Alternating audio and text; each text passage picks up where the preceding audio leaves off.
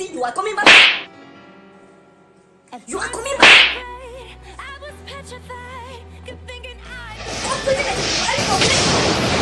Go offline. Go offline. Kassim Afegbua is the spokesperson to former military head of state, General Ibrahim Badamasi Babangida.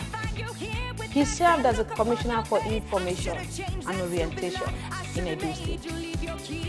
Mr. Afegbua, only recently, I think about a few months back, you did issue a statement on behalf of the principal. February. Okay, that's to be precise. 2018. Can't forget that. No. And you said in the statement, you actually called for President Muhammadu Buhari not to seek for the election. Now that President Buhari is in the race for 2019 election, what do you think will happen next year? Well, if you study that statement very carefully, you will understand that we were very choosy in our wordings. We said, even though we do realize the president has got a constitutional right which cannot be taken away from him to seek re-election, we were only calling on Nigerians to look elsewhere in search of a new leadership that will further the narrative of a greater Nigeria in the 21st century. And we, catalog a number of issues that have been bedeviling us, chief of which is the issue of insecurity and the wholesale killings that have become part and parcel of our politics, particularly in the last 2 years. The thinking when President Buhari was coming to strength was that, given his military background and by virtue of the kind of recommendations that people gave him, they thought he would be a better hand to handle insecurity in the country and also unify the country, having served in various capacities in various barracks across the country. We expect that he will understand the dynamics and the intricate logic of the Nigerian federation. But 3.5 years down the line, the initial fears expressed by some persons who never wanted to support the operation have come true. President Buhari thinks he deserves a second term. He often touts his achievements his records on security and corruption. Do you think, why should he be re-elected? No, I pray re-electing President Buhari will be a bad dream for my household, because I'm a full-grown adult who can rationalize between good and bad, who can see from available evidence, from introspection, from dissecting the expectations of the people. I have not seen the reason why the president will want to seek a re-election. I have argued on national televisions and other platforms that the president needs to move within the pace of the country and not wanting the pace to move at his own slow pace. The country must decide the direction that the president will go, not the president deciding what the country should be. Because a country with so much opportunity as Nigeria desires a leadership orientation that is ready to confront issues head-on, a leadership that has a hands-on approach to issues. When killings take place, for example, you don't see the president taking swift action to arrest the victims. No. We have seen the president visit a couple of states, Taraba, Benue, almost at the point that he was being pushed to go and show some level of solidarity with the people of Benin. When he got there, it was then he knew that even his Inspector General of Police that he sent on a mission to mitigate the crisis, they didn't even spend 24 hours there. That's what you get when you are not in charge. So, the man may say his policies, his agenda centers around anti-corruption, good governance and security. But we have not seen them play out in the last 3.5 years in a manner that will make us to appreciate that no, this man deserves to continue. And I say this with all due sense of responsibility. I was one of those who canvassed for votes for President Buhari on the assumption that given his background as a military president, we needed somebody who could, apply some kind of... That actually takes into the next question. Only recently, you served under the APC-led government in Edo State. And you have grown critical of this same government. What has changed since 2006? Good. I served in an APC government. Yes. Of course. No doubt about that. I was even when it was ACN, that was about 4 years. I wasn't a member of ACN, but I registered as a member of APC as formation in 2014. And we were preaching change, as the slogan of the party. Change that's doing things differently. Because ordinarily in Nigeria, we will expect that there will be some level of attitudinal reorientation of minds of people towards governance.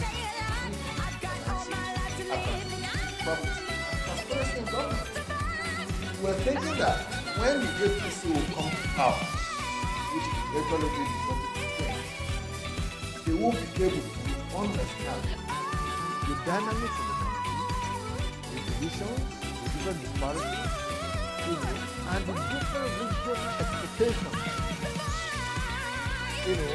across the six regions. So the extent that they need to create all those expectations into editing for the people.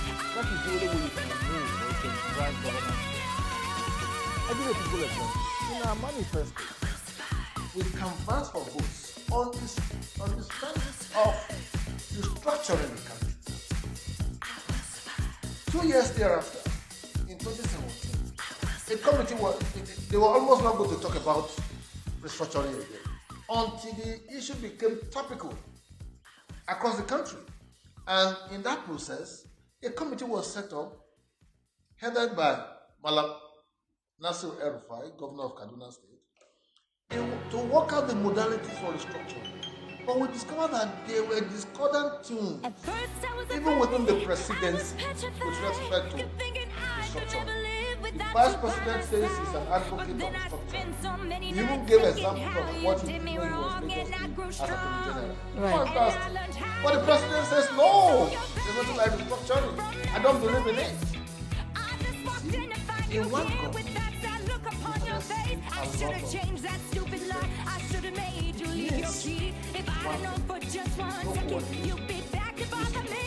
I give another simple example before you. In Benue State, when the president was, abused and he was massacred, the president sent IGP. The Minister for Defense spoke to give a different reason what led to that. The DGSSS, as it was then, Laura, gave a different reason. The General Police said,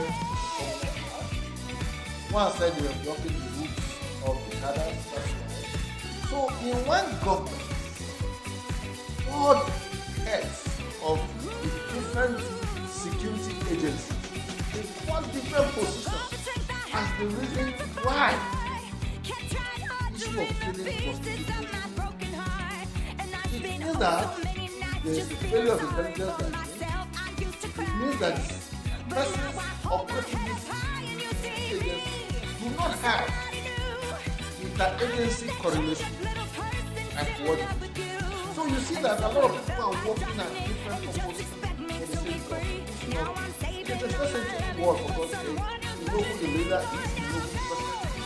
And you should be able to own up to the responsibility of certain assignments and delegate duties to certain persons and you expect a particular outcome.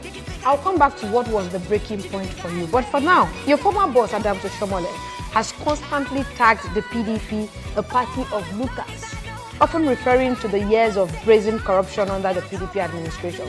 Why did you join the PDP, and do you agree with former Governor Adams Oshiomhole? I will only love first stand up. Whether PDP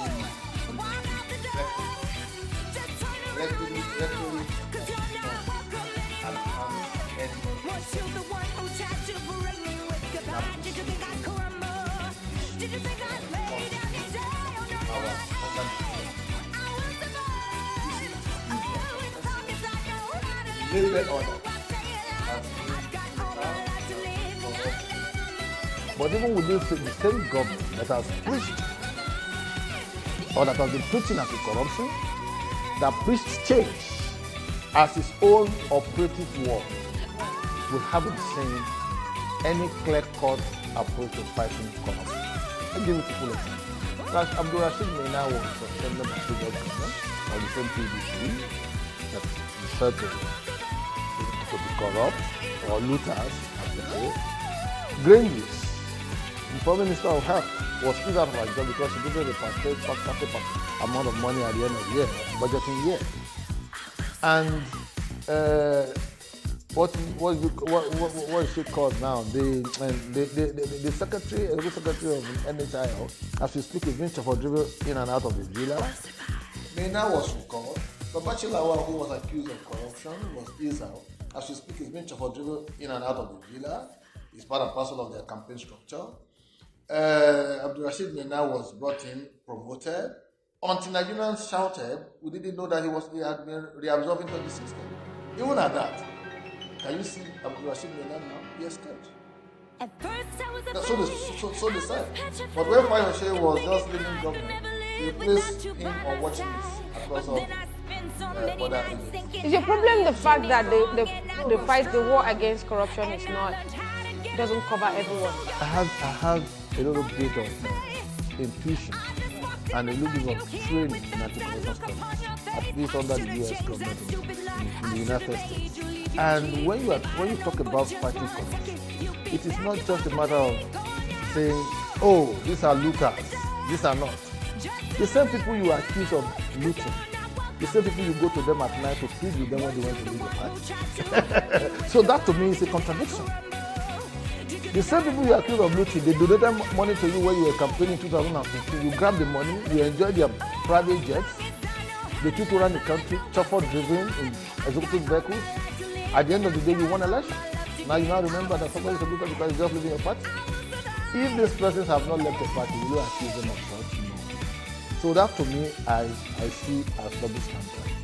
And it's hypocrisy of the highest order. You see, when you want to combat corruption, you must lead by example. You must be able to damn the consequences of individuals who are involved, because it could be your own stepbrother, it could be your younger brother, it could be your cousin, it could be your uncle. And one of the problems of fighting corruption in Africa, which we were taught, is that our sense of communalism often brings out the weaknesses in anti-corruption. Once I know you to be my cousin, uncle, niece, nephew, and I see you presiding over a particular agency and you have been found corrupt and you are brought to me, there will be some level of restriction the way I want to expose you to the public. What exactly is the message of the opposition People's Democratic Party going into this election? And I say this because, what are the key issues and the selling points of the party, knowing that this party was rejected 3 years ago by Nigeria? You don't even need to study what is called party. 2019 elections will be between APC and Nigerians. It is not a PDP for the case. No. It will be between those who want prosperity and those who want hardship, poverty, deprivation. Nigeria has become the the headquarters of extreme war and poverty taking place. That shouldn't be a narrative for the 21st century world. If you are fighting anti-corruption, if you are fighting corruption, and you are getting money back to the system, the expectation should be that you should be able, to make life better for the people so that they will feel the impact positively of your anti-corruption fight. But in this case, we have people make so much mouth about recoveries. Have you forgotten the $43 million Ikoyi Osborn building money? Can you tell me, as an investigative journalist, what has become that particular probe? We don't have the information. They got money in Kaduna Airport. They can't tell us where that money is as we speak. $323 million Abacha loot recovery. Where is the money? They say, we are investing it into a social welfare program of distributing 5,000, 10,000 to people. Meanwhile, you go to the market to Sukuk to go and borrow 100 billion naira to fix roads. Does it add up? 160 billion Abacha loot. Now, you are distributing that to people and you are going to borrow 100 billion to say you want to fix roads. Have you gone around Nigerian roads? At least the opportunity of this presidential campaign took me around all the 36 states. Some of them, majority of them will have to travel by road, late at night and during the day. My sister, you need to continue to lament until we get some level of victory from our government. Our roads are death traps. People are dying daily. We just concluded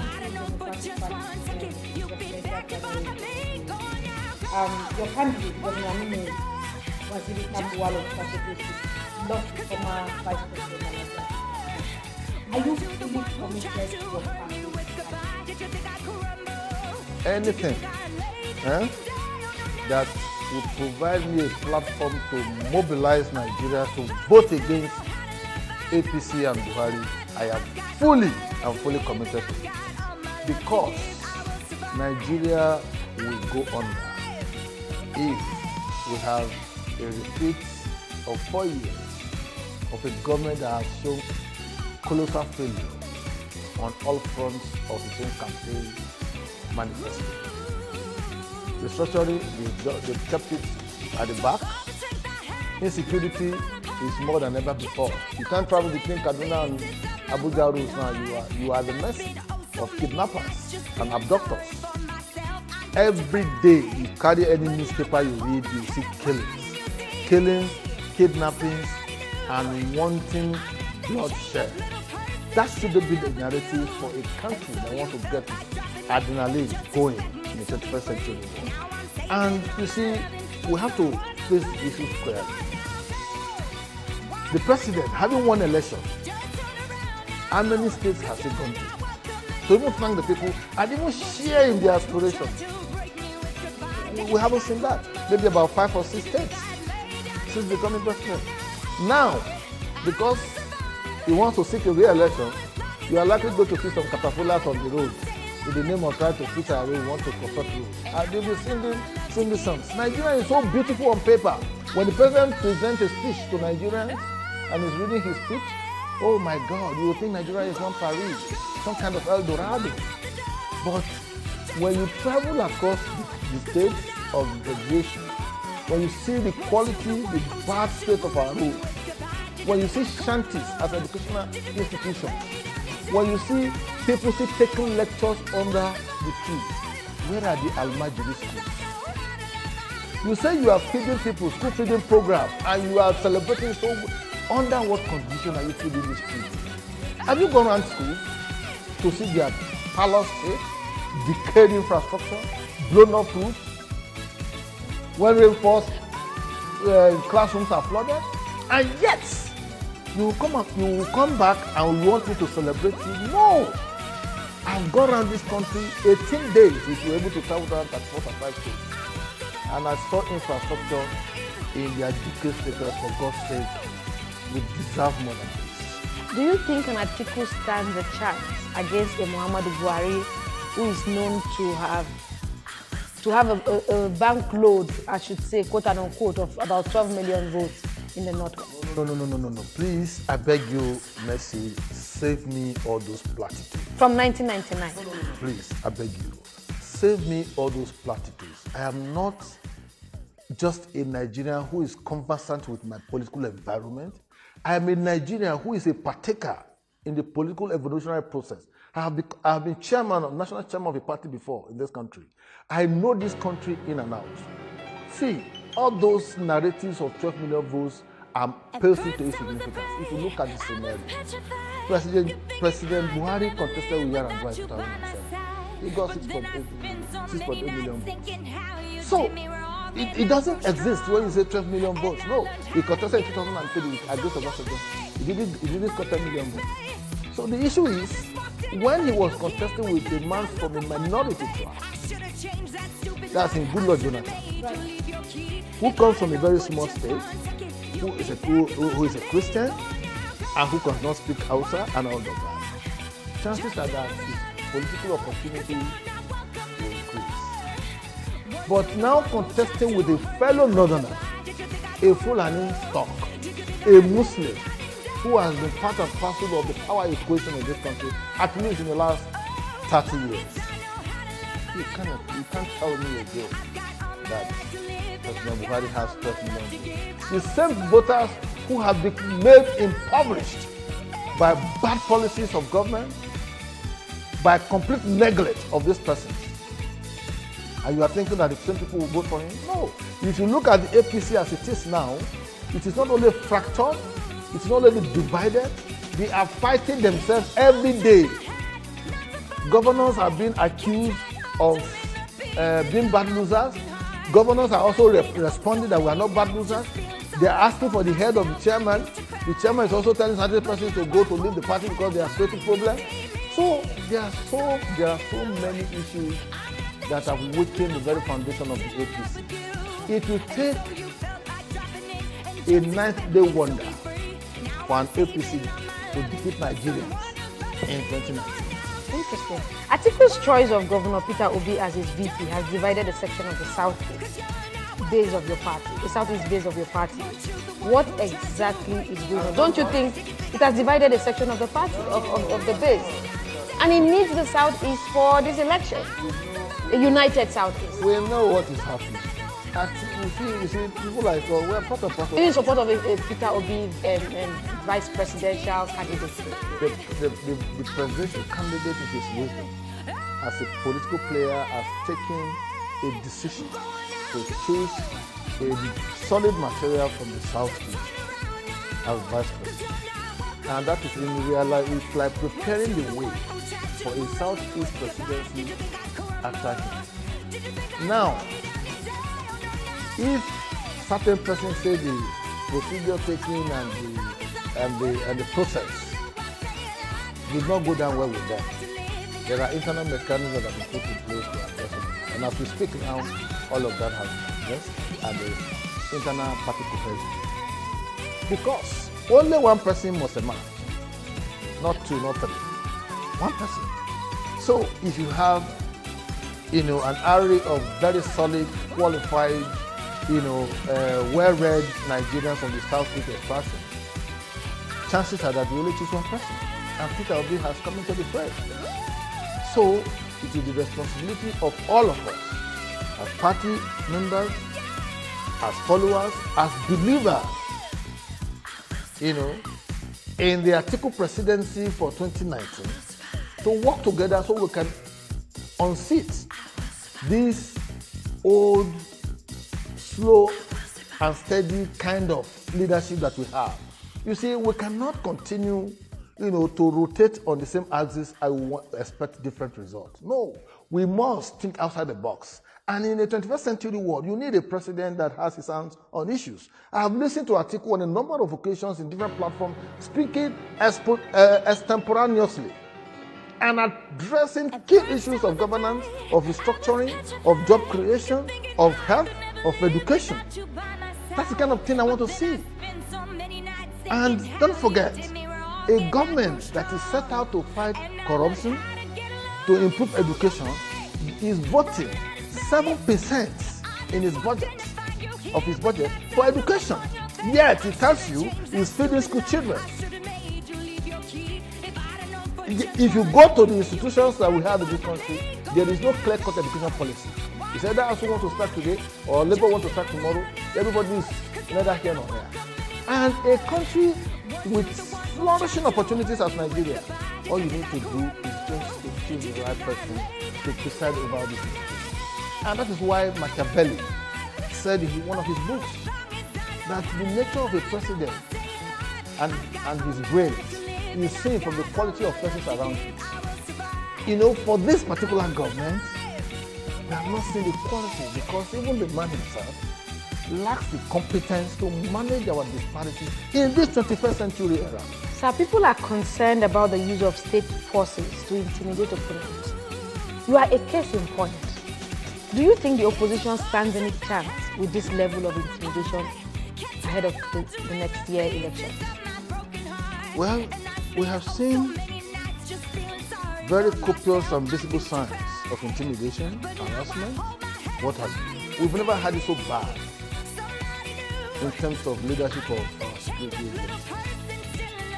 From the Inspector General of Police to head of DSS, they have become agents of the man who puts over the country and not serving the interest of Nigerians as it should be, as contained in the constitution of the country. But we're not going to be deterred. We are not going to express any atom of fear because our inalienable right must be properly taken care of in the process of election. The right to vote and be voted for. We have seen scenarios in Ekiti. We have seen scenarios in Osun.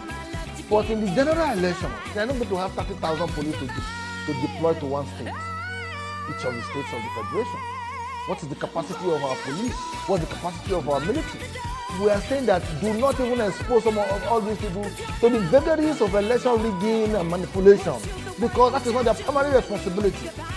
Can you talk a little bit about your story with the DSS after you were harassed for the anti-quote-unquote Buhari statement? What happened? It's part of the panic measures that tells you easily that this government is on its way. How did you survive? Were you scared at some point? Why will I be scared of my country? You were declared wanted. Well, they declared me wanted for nothing. I had to submit myself as a responsible citizen. I am not afraid of my country because this is my country.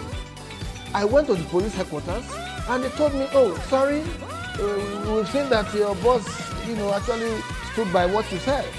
They had a Disney newspaper before them. I said, then why did you have to go and embarrass me on pages of on televisions and all of that, putting my pictures as if I'm one common criminal? After, when I was leaving, the DSS also called me. I went there, spent 7 hours waiting for one director of operations that never came. The following day I went and they interrogated me. Say, are you sure you are the owner of you are the director of that thing? Yes. Did your boss action? I said, come on. Stop asking me all these flippant, frivolous questions. I have spoken for IBB for about 15 good years. I've never been found wanting. And you can't be teaching me my job. I'm a professional, for God's sake. You wrote an op-ed that corruption has risen in this government. What is your justification for that statement? Yes, corruption has risen. You should see, when you see what is happening in the country, you must, starting from the illicit funds that were allegedly taken from recovered loots. Even when previous government have paid for all of those legal services, they still took them. Nobody's talking about it. You talk about Babati Lawal. What did you say? For the one they used to hire lawyers to go and look for Abacha group. It was a ding-dong affair. Up to now, we've not seen. We talk about the $43 million Koyi, whatever. We talk about money they recover in this thing. And we talk of several other recoveries that this government has counted itself, to be doing. Oh, we are fighting corruption and all of that. We talk about Abdul Rashid Meena and all of that. Even within the DIDA, even the budget, the budget for the haircut of Mr. President shoots over the roof. I think about 70 million naira to cut hair 1 year. So if you look at what we are seeing today, some of us have information, some of us have friends in government who will tell you, oh, what we are saying is mind-boggling. Because the man is not in charge. President Buhari. The cabal have hijacked him, and in the process, look, how do you rationalize it? The ADC to the wife of the president was allegedly arrested, docked, kept in behind bars. Premier Times, reported it. They were trying to deny and all of that. But in the final analysis, we know that something was amiss. Because this is Nigeria. You have one president, the other president, the other president, the other. Yeah, before you know it, it becomes an issue. What have we heard about it? 2.5 billion naira is huge. You say, okay, now the president promised to declare his asset publicly. He didn't do that. He only submitted his this thing to the Code of Conduct Bureau, and anybody who wants it can go there and go. That is beyond the rubrics of corruption. Because it is not just you mouthing that, oh, yeah, I'm fighting corruption, and you must live above board. APC set 50 million naira for purchase of form. That is corruption on its own. What do they need that money for? They after rigmarole, they brought it down to 45 million. And the president came out, and the poor president, I don't have money to pay. Some faceless youths went and said they are the one buying the phone from Mr. President. Arrant nonsense. In this 21st century war, the same youths that the president said they are lazy youths. Now they bought phone. And I've been asking one question. And please help me to ask President Muhammadu Buhari that question. Where is he going to get his campaign funds from? Will he be man enough as a man of outer integrity to disclose the source of his campaign funds? If Mr. A is giving 1 million naira to him, will he be man enough to tell Nigerians? If Mr. B is giving 10 million naira to him, will he be bold enough to tell Nigerians? Because it is only on the basis of that, transparency, accountability, openness in government, that you will be able to assess him and say, yes, his anti-corruption profile is actually intact. Otherwise, it's a bile in the dish. The president has blamed politicians like yourself you're okay. He has blamed politicians that their rhetorics they are basically escalating the various crises that has led to a number of deaths across the country. Your party has continued to put the security situation on the front burner. Do you think this is helping the issue? I mean, we look at Zamfara, it has become a theater of war. We look at Kaduna. When a government begins to arrogate all the powers that it has in the hands of politicians, know that government has failed. That means it has come to its wit's end. It means that the government can no longer think, can no longer create, can no longer innovate, can no longer improvise solutions. But even the military blame politicians for the crisis in Plateau State. You blame politicians, please. Have you arrested them? You are the man who has the apparatus of arrest. You are the one who has the apparatus of information collection, intelligence, all the security agencies. You are the commander-in-chief of the armed forces. My sister, if people are tormenting your environment, would you find a means of you getting one apprehended? Have you done so? It is just, signs of failed leadership for you to just blame people and issue blanket statements or so. Politicians, that is convenient excuse. It's very incompetent. Not only incompetent, grossly incompetent. And I say this with facts and figures. You see, when you want to know a president that is competent, is one who knows how to respond to issues in a very swift manner. Provide solutions, create solutions, innovate solutions, improvise solutions when there is trouble in the land. Zamfara State was under siege, so to speak, for several months. People were being killed. Dan Sado alone recorded 250 deaths in one day, reportedly. What did the president do? He didn't visit there. As we speak, he hasn't visited. Until the vice president, when he was acting president, had to go to Zamfara to give relief materials to those people. You need to show some level of concern and compassion to your people, to your citizens, so that they will own that, oh man, I have a president who is going to come into my aid when I have crisis. What do you think keeps a country going? It is hope.